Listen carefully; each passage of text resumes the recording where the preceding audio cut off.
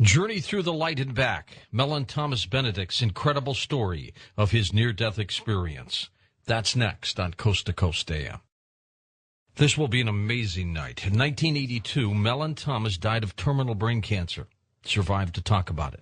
While in hospice care, Mellen died, or was without vital signs, for at least an hour and a half before he returned to his body. Mellen is one of the most studied near-death cases in the world. He has taken part in more research, think tanks, than any other near-deather. Since his near-death experience, Mellen Thomas has devoted himself to scientific research projects. And here he is back on Coast to Coast. Almost 2 years, Mellen. Good to have you back. Well, thanks, George, for having me on. It's fun to be on the air with you. How are you feeling? Fantastic. Isn't that amazing? Truly amazing story. Mellen, tell us a little bit. Since you were last on, last July of 2007, lots of new people coming to this program. Tell us a little bit about you and your life and what happened. Sure. Back in late 1981, I was diagnosed with a terminal brain cancer. It was inoperable and incurable at the time, and I was given 6 to 8 months to live.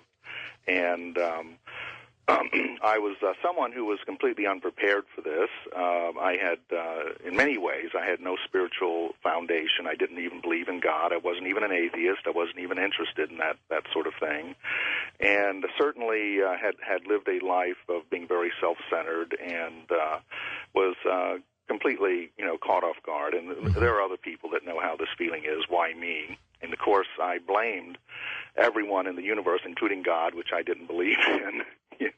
Blamed everyone for this. But the truth is that I know now from my experience that how I developed the cancer, and it was because I was someone who really believed the world was going to end in my time. I really believed that human beings were a cancer on Earth and that we were going to overgraze or explode the world or completely pollute it. And I really didn't believe in my heart of hearts that the world was going to last past my lifetime. And it was that thought deep in my heart that I got to see in my life review, that humans are a cancer on the planet, that nature had gone wrong and created a cancer called a human being.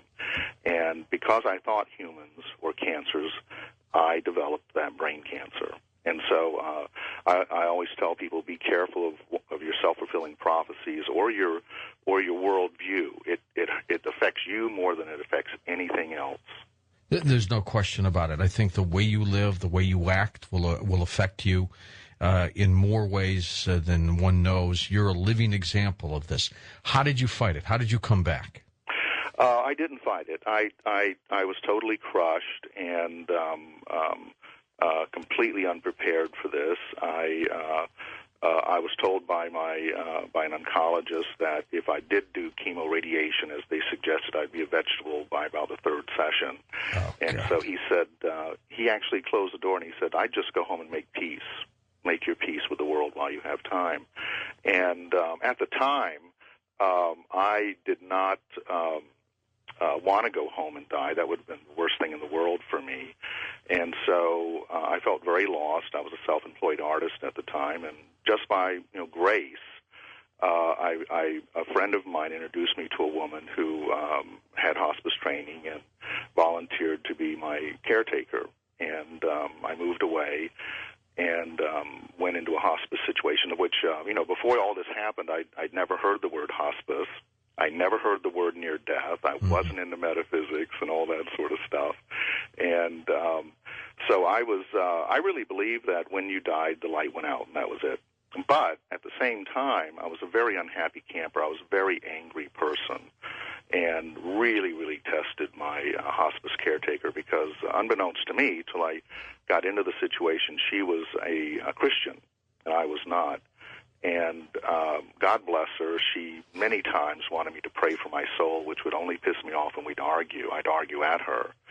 And I remember one point in which she really wanted me to pray for my soul, and I cussed her out and blessed her out, double barrels, gave her everything, and with whatever strength I had, I stormed out of the house, walked to the end of the sidewalk, and realized, where are you going? You're already at the end of the road.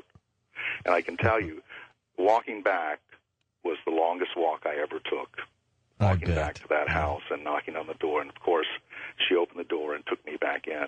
And after that, she never asked me to pray again, and we never argued again. So I was not a very happy camper at all. Mellen, what does imminent death feel like when you're going through that? I mean, do you know you're dying? Can you feel that impending death? I was very lucky in that my illness did not involve a lot of constant pain. There were episodes of total pain in which my entire being became total pain, but those would pass. There were blackouts and things like that. But how it felt to me, basically from the moment the doctor told me that I was terminal, I felt like I was on a train that was leaving. And I was on this train I couldn't get off of, and I was just leaving. One-way ticket. Mm-hmm. In the time that you were dead, do you recollect strange things that occurred? Because it changed you when you came back. Yes, absolutely. The day I died was early in the morning, and I found myself suddenly outside of my body with darkness all around me, looking at my body. And it was the strangest thing because it was so vivid. It's just like being here. And I just found myself looking at my body with this sort of wavy light leaving it. And I was very confused. And in my confusion, I ran down the hall and tried to wake up my hospice caretaker, and I couldn't. I couldn't wake her up. And then I found myself back in the room again, watching my body die. And then at probably what you would consider at the moment of death, my life review began, which what we call now is a life review. I didn't know what it was then. But a review of my life began ticking away from the moment of my death all the way back to even before my birth, even into prenatal, because I learned that fetuses are very, very conscious. And as my life ticked away and all around me, scenes of my life were very vivid. I could feel things. I could see things from both sides. I could see all the good things I'd done and all the things that I'd done out of just ignorance.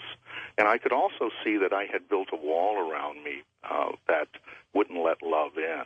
I realized at that moment I had never known what love was, and I could see all the people that had tried to love me, and it didn't get through to me. And what a missed opportunity that was. And then as my life kept ticking back and back into my childhood, I saw so many things that happened because of the way family dynamics are. My father was an alcoholic, and as my life kept ticking back, it actually got worse and worse because as a small child, my biological father was a violent alcoholic. Huh. And there were many episodes where we thought we were going to die. And it just got worse and more intense. And these are all the things you forget, you put away, you suppress in your subconscious. All of this was coming out, and I couldn't stop it. And it felt like hell.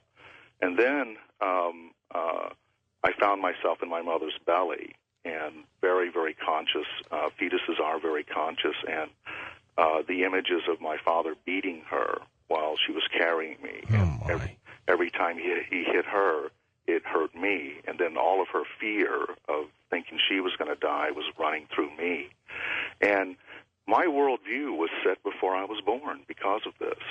My worldview the worldview I got from being inside my mother was that this was going to be a dangerous, bad world, and that men were bad, men were very dangerous beings, and that I was about to be born into all this. And this actually led to something that happened, I think, in the first year of my life. It's a story my mother used to tell.